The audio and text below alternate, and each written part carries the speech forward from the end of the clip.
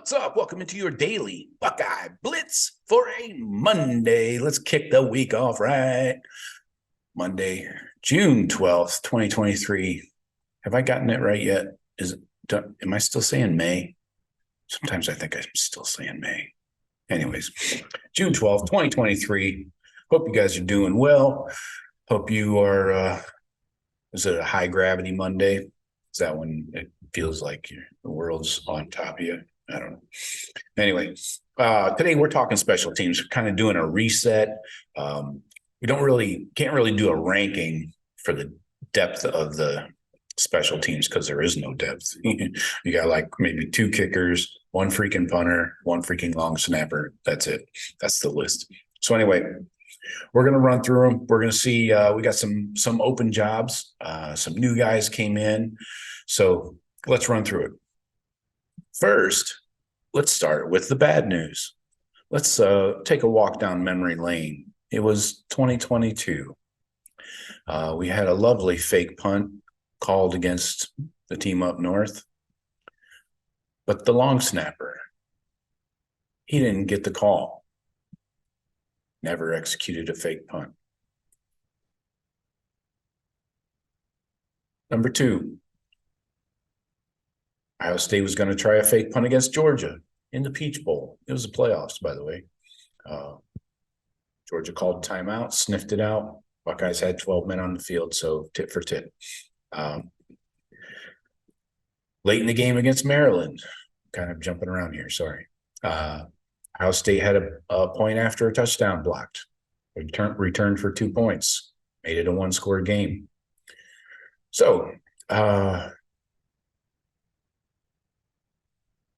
how was your 2022, Parker Fleming? Oh, you got a 2-year contract extension? Wow, you must have done something really good. Interesting. Anyways, here we go. Let's talk about stability, our strength of our team, at least on special teams.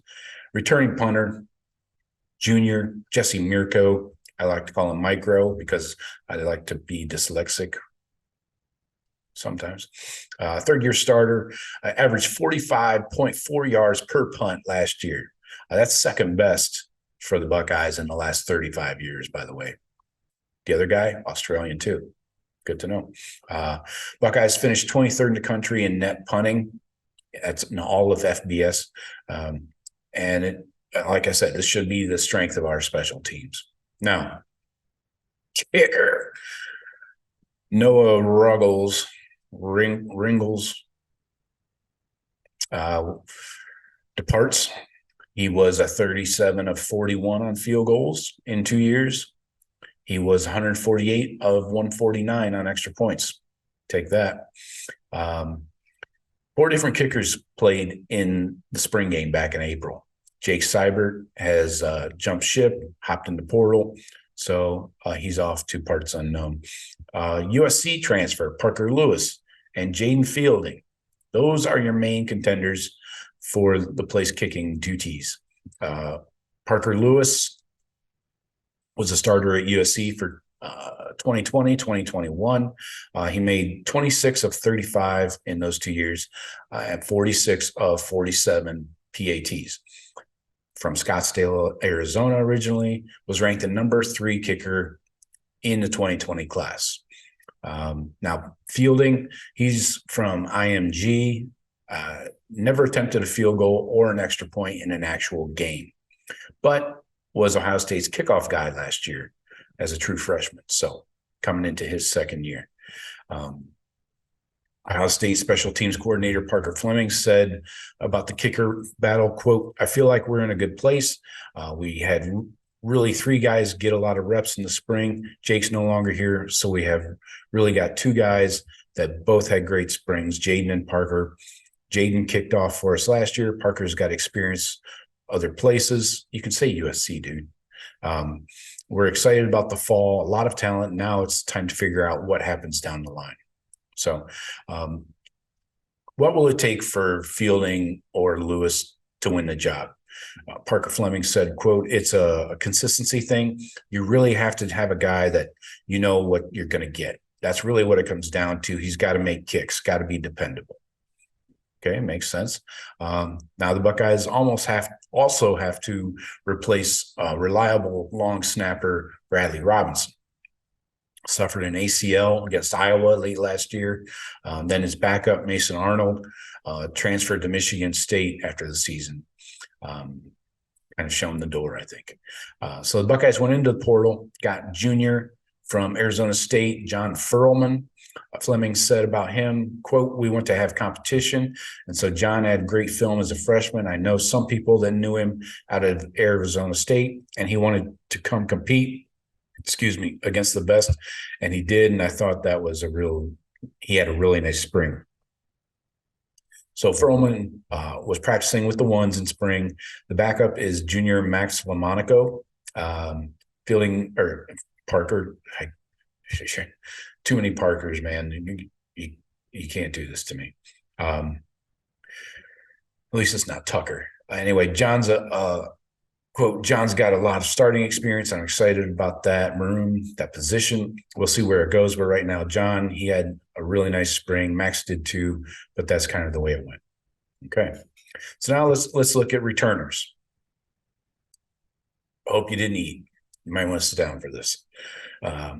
Buckeyes ranked number 87 in the country in kickoff return average last year, 19 yards per return.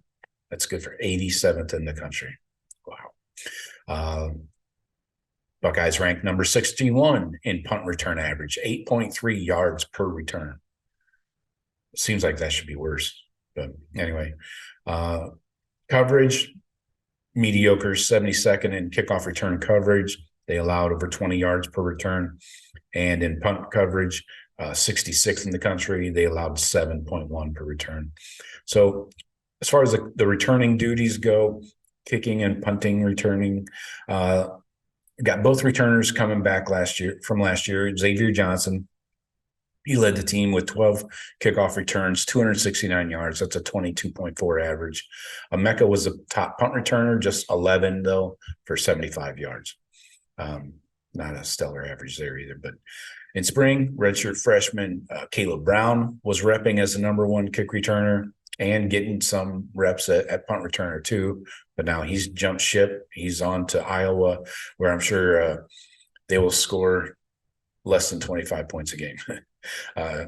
So the question is, when you talk special teams and returners, should you use a player on special teams that is kind of the focal point or one of the strengths of the offense? You know, you had true freshman Travion back in 2021. He began the season as Ohio State's best kick returner. He quickly they removed him from returner because he became the best running back. So same for Emeka. He replaced Travion as kick returner in 21. Then he led the Big Ten with a 29-yard average. So as a starting receiver last year in 2022, he was removed from the kicking game. So see this graduation, you know, or at least a pattern where if a guy is a key piece of the offense, they yank him off return duty, right?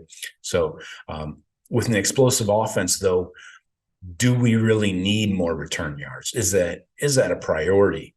And the way it looks like right now, the way the Buckeyes are operating, I would say big no. Kickoffs, you can get a fair catch and start at the 25-yard line. Most head coaches won't turn that down. That versus the risk of getting popped and one of those big hits of a helmet on a ball, and you got a quick change of possession right there inside the red zone typically.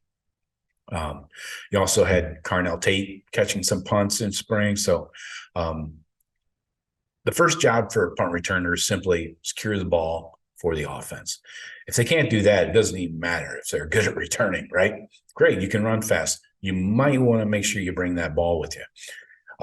So Fleming wants to have a bunch of guys ready to return punts because there may be a rotation.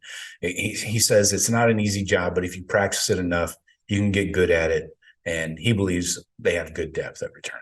So we'll see how it plays out. I don't think you're going to put a freshman back there. That's that's probably obvious. Who does it become? Does it become X-Man? Can he return kicks and punts? I'm down with that. He's not a starter on offense, so it seems like that makes a lot of sense to me, but we'll see. There you go, Sue, and everybody else that asked for a special teams breakdown. Hope you enjoyed that.